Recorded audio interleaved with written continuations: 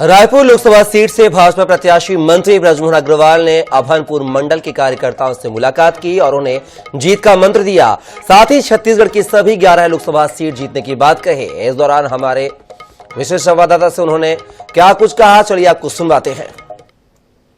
Seat से BJP प्रत्याशी बृजमोहन अग्रवाल जी जो है अभनपुर के खोरपा मंडल में पहुंचे हुए, जहां पर वो बीजेपी कार्यकर्ताओं को रिचार्ज कर रहे हैं। उनसे जानते हैं, सर बीजेपी इस बार जो है छत्तीसगढ़ की 11 सीटों पर जीतने को लक्ष्य लेकर चल रही है, टारगेट को लेकर चल रही है।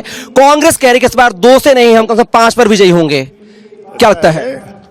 कांग्रेस के पास तो प्रत्याशी नहीं है। दुर्ग से 3 प्रत्याशी पूरे प्रदेश में भेजे हैं। अब क्या लेना देना देवेंद्र यादव का बिलासपुर से, क्या लेना देना भूपेश बघेल का नांदगांव से, क्या लेना देना महासमुंद में ताम्रध्वज साहू का।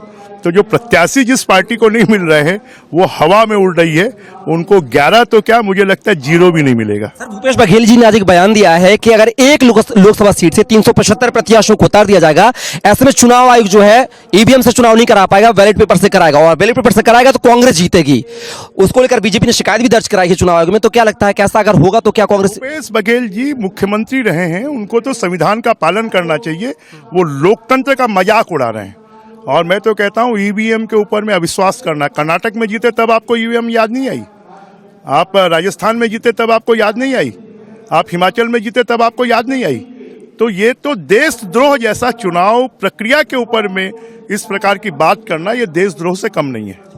तो ये था हमारे साथ बृजमोहन अग्रवाल जी, जिन्होंने कहा है कि जो भूपेश बघेल उनके बयानों को लेकर कहा है कि ये सिर्फ राजनीति करते हैं और कुछ नहीं करते हैं। कर्नाटक हिमाचल का उदाहरण भी दिया है। लिहाजा देखना होगा कि 2024 के लोकसभा चुनाव में छत्तीसगढ़ की 11 सीटों पर क्या बीजेपी जो टारगेट लेकर चल रही है उस पर कामयाब होगी, या फिर कांग्रेस अपनी 2 सीटों से 3, 4 या 5 पर बनाती हुई नजर आएगी। देखना दिलचस्प होगा।